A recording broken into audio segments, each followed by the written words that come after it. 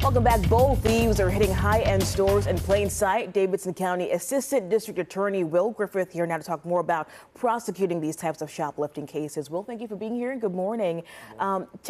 Give us an idea of how often you're seeing these cases of shoplifting on the prosecutor's side of the DA's office. Okay, so in the general sessions courts, we have about 5 courts every single day that we call trial courts, where subpoenas are issued for cases to move forward and prosecute. And I would say on any given day, each one of those 5 courtrooms probably sees from 3 to 5 different theft-related shoplifting cases. So we're looking at maybe 15 to 25 cases a day that we're dealing with. Okay. When it comes to prosecuting these kinds of cases, what are the typical charges that you're usually seeing from these folks? Generally, it's considered just a theft charge. Okay. And then thefts are graded based on the dollar amount. Okay. 1,000 or less, or 1,000 to 2,500, things like that. So they're graded based on the amount. And then some other related. There's trespassing related offenses if somebody's already been banned, or burglary as well. Okay. What are, you think, some of the biggest challenges when it comes to prosecuting these types of shoplifting cases? I'd say, honestly, the biggest challenge is just getting the folks that we need in court, although we have a good working relationship with the stores in the community, so that really hasn't been a challenge here lately. So that really is the best thing, or the biggest thing, is just getting everybody to court that we need to actually prosecute the case. Do you think the numbers are going up, going down in the last, say, 5 to 10 years from your experience? How are they trending lately? They may be trending up just a little bit, just due to we have, as you know, Nashville's growing. There's more, bigger population. There's more stores, things like that. Okay.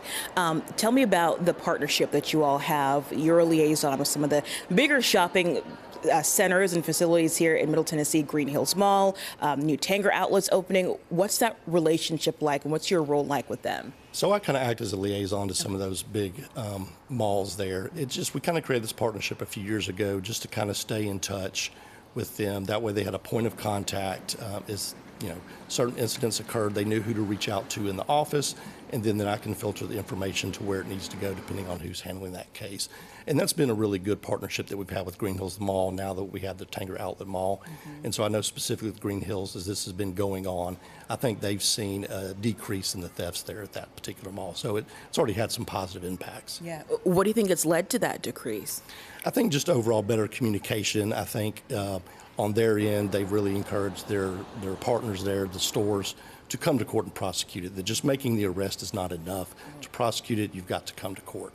So that, and I think some security things they've done on their end, and just the communication, the direct line of a point person with us in the Metro Nashville Police Department, things just facilitated things and made it a lot more streamlined and effective. How often are you seeing repeat offenders when it comes to shoplifting cases? Unfortunately, we do see some repeat offenders, and those are the ones that are kind of creating the most amount of problems for the stores and the community. But there are a number of repeat offenders. We often see some of the releases sometimes too about shoplifting rings in Middle Tennessee. Is that something that's kind of a rarity, or does it happen frequently? I don't know if I can answer rarity or frequently, but there are several rings within the Middle Tennessee community that kind of work together, and also I know they work in surrounding areas, so that is an issue that we do have in Middle Tennessee. Well, thank you for the work that y'all are doing to keep us all safe. We appreciate it. And Will, thank you for coming by to shed light on this topic. Folks, you can see more information about this and see our continued reports in plain sight all day today in every newscast.